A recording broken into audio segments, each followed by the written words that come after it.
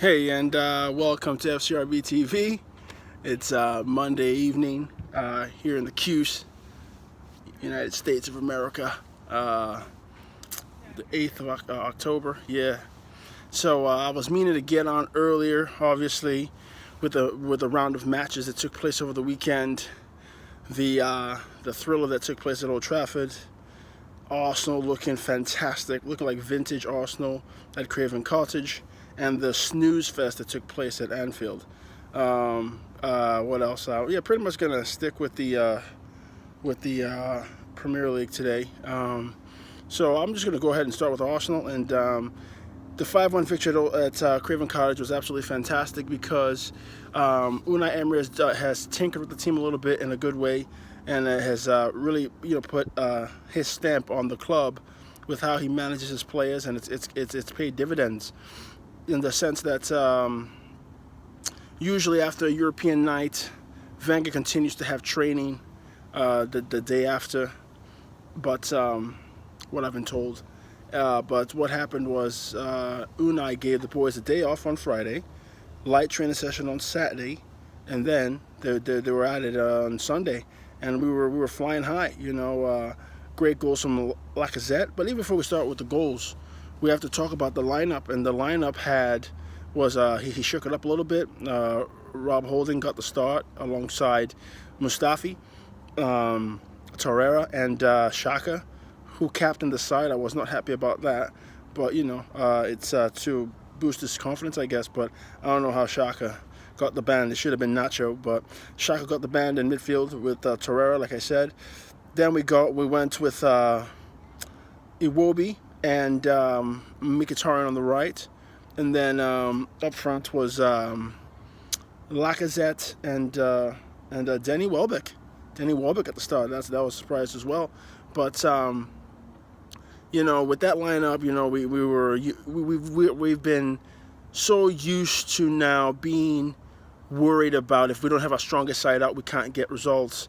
But we put out a mixed side on Sunday, and the guys were great. Like I said, got us off the mark, to make it 1-0 early, and Fulham were going all out attack. They didn't sit in. They really tried to play us, and I think that came back to bite them in the tail because as they were coming after us, they were susceptible to the counter, and that's where we were able to exploit them and punish them.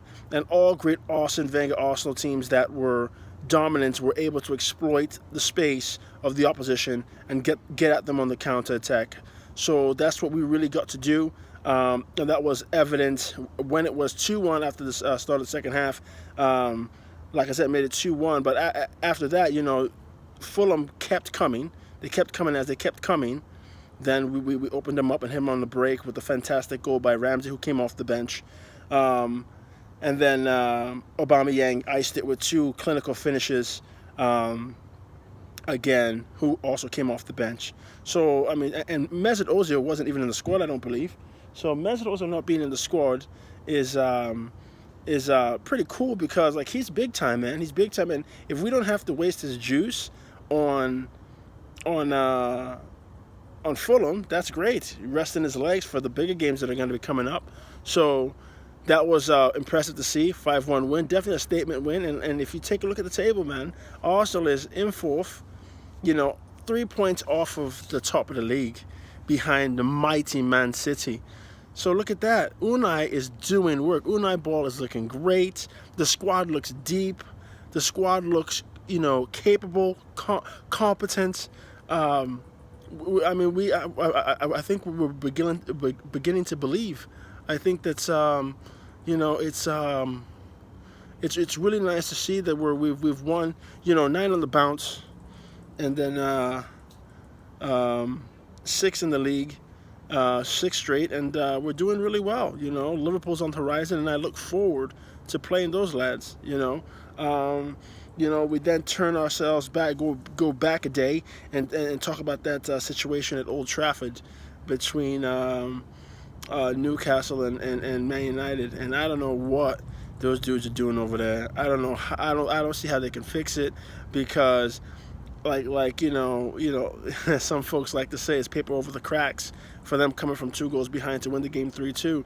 Yeah, they may have beaten a Newcastle side that isn't great, um, but you can't play like that against the big sides. And they play Chelsea right after the international break. So what I want to know is, how's it going to go down in that Chelsea game? What happens if they don't get the result? What happens if Chelsea plays them off the park? And Chelsea have been looking good themselves. How are they going to deal with that? If they get played off the park. But hey, that's not my worry. It's just something that I've taken note of.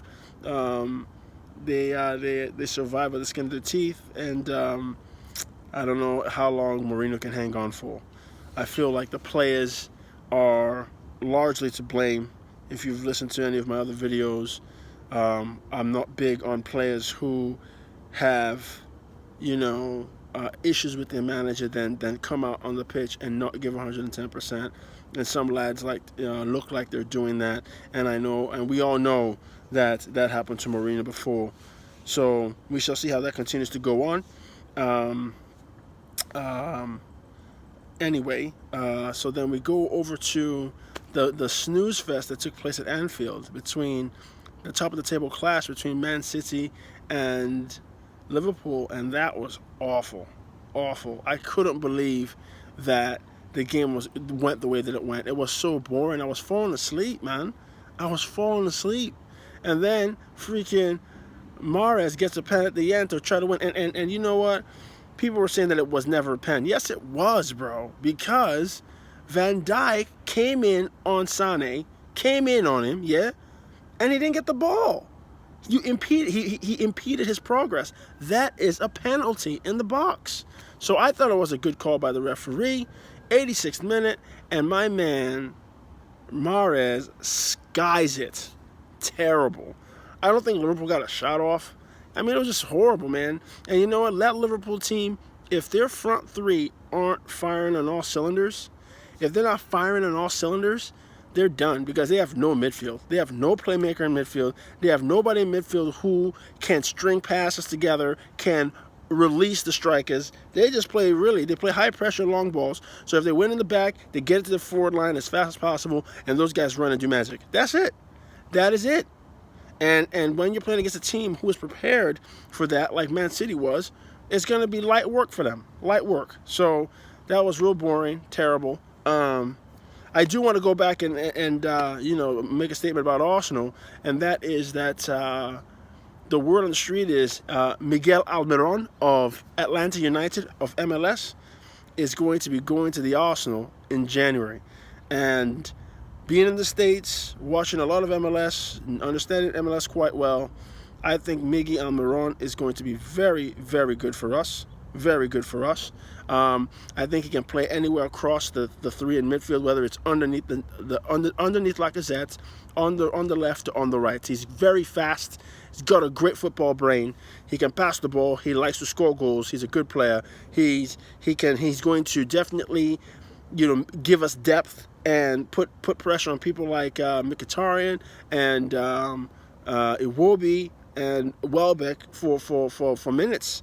So that's pretty exciting stuff. And I always like when MLS players are able to garner attention from European sides and go over there and hopefully do well. And I think that he will. So because I think the type of football that we play, that Unai Emery likes to play, I think Almiron will be able to blend in quite well and do well. So that's exciting news. Can't wait for that to be finalized and see him come over. But yeah, so it was a good weekend. We're on top of Tottenham by goal differential, and that's how it should be, and it will remain that way. But yeah, so now we're going to the international break. Arsenal's firing all cylinders. I believe we can keep it going. After the first 2 games of the season, I didn't see it coming, but somehow Unai has worked magic, and Arsenal are back. And like Troop said from Arsenal Fan TV, he said, the banter era is over, mate. We're not the banter club anymore. That's United. So anyway, let me know what you think of Arsenal's 5-1 victory, or Miggy Almiron going to Arsenal, or if you want to drop a line about what's going on at Old Trafford, give me some insight on what you think is happening there. How long will Mourinho last? let me know. Subscribe at the bottom. Enjoy the rest of the evening. Arsenal, Arsenal, yeah. SRB TV. Ciao.